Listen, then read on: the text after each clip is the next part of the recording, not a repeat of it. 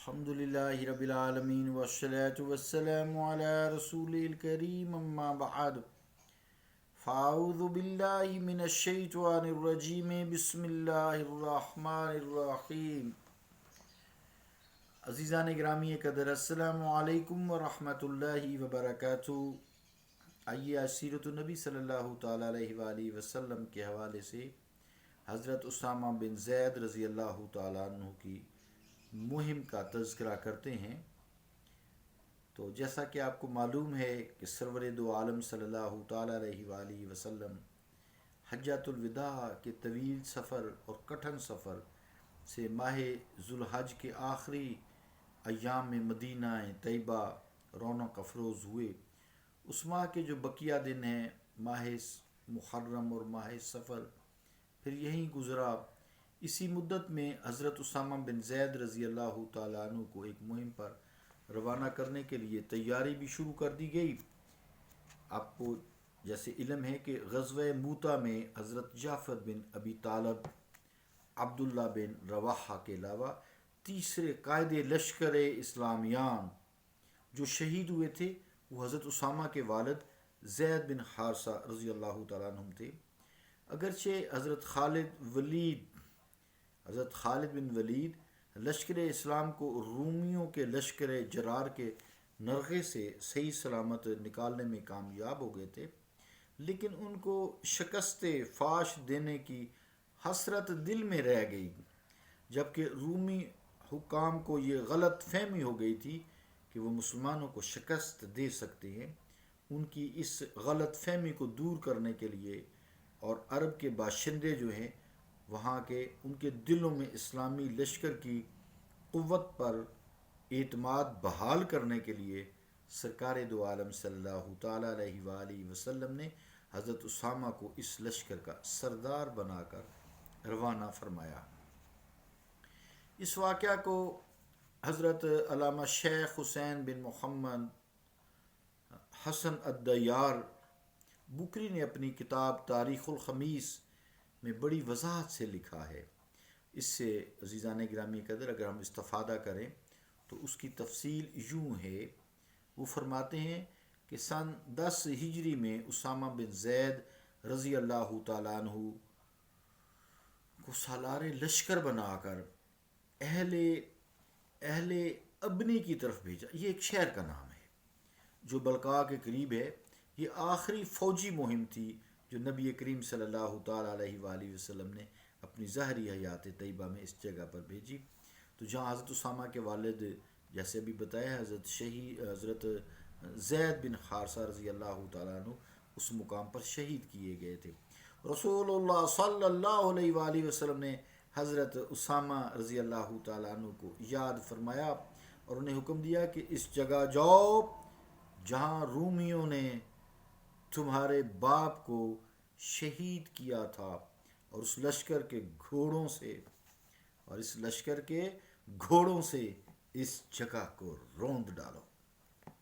مزید فرمایا صبح سویرے اہل ابنی پر حملہ کرنا، اگر تمہیں اللہ تعالیٰ نصرت و فتح عطا فرمائے تو وہاں زیادہ دیر نہ رکنا، اپنے جاسوس اپنے آگے آگے روانہ کرنا اور اپنے ساتھ ایسے لوگوں کو لے جانا جو راستوں کے پیچ و خم سے واقف ہیں۔ جب بدھ کا دن ہوا تو آپ صلی اللہ تعالیٰ علیہ وآلہ وسلم کو کل بیماری کا تذکرہ کیا تھا نا، وہ بیماری کی تکلیف بڑھ گئی۔ بدھ کے روز آپ صلی اللہ علیہ وآلہ وسلم کی تکلیف ظاہری جسمانی بڑھ گئی، شدید بخار اور سخت سر درد تھا، جسم درد تھا۔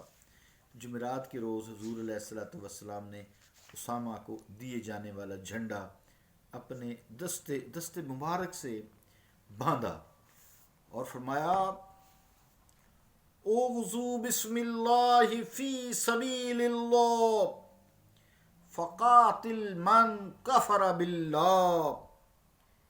ترجمہ کیا ہے کہ اللہ کا نام لے کر اللہ کے راستے میں جہاد کے لیے نکلو، اغزو نکلو، اور جو اللہ کے ساتھ کفر کرتے ہیں ان سے جنگ کرو۔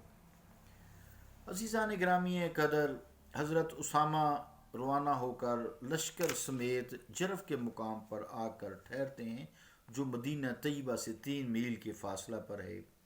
اکابر مہاجرین اور اکابر انصار میں سے کوئی ایسا نہ تھا جس کو اس لشکر میں شریک نہ کیا گیا ہو۔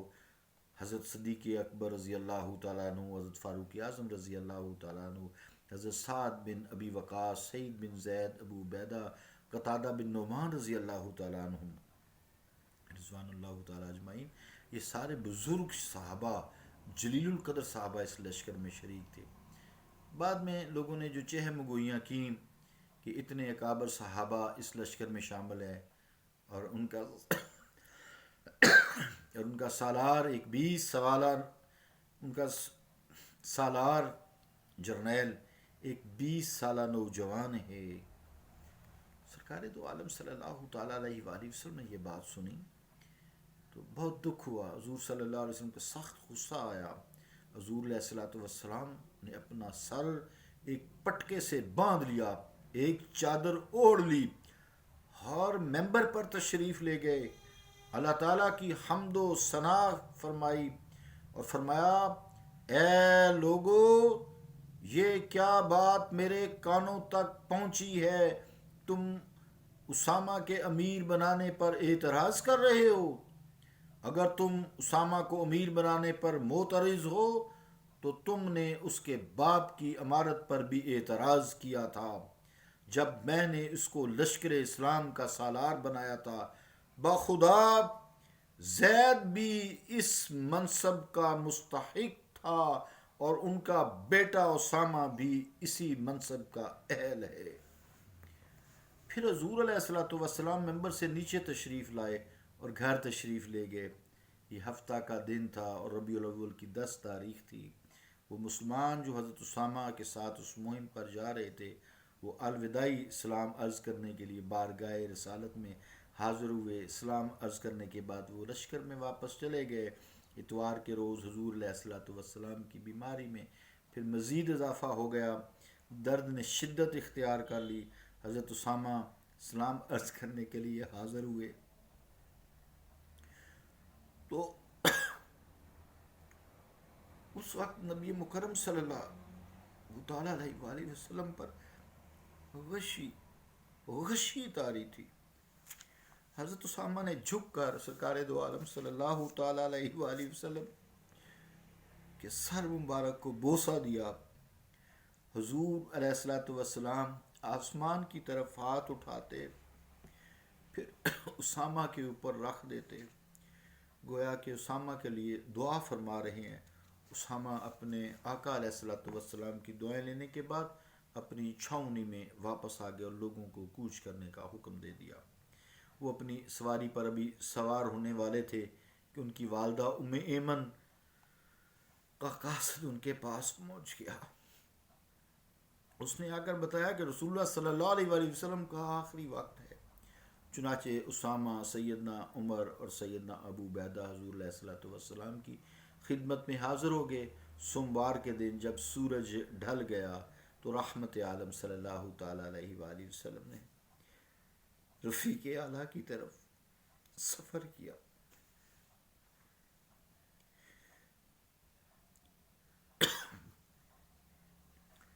انا للہ و انا الیہ راجعون۔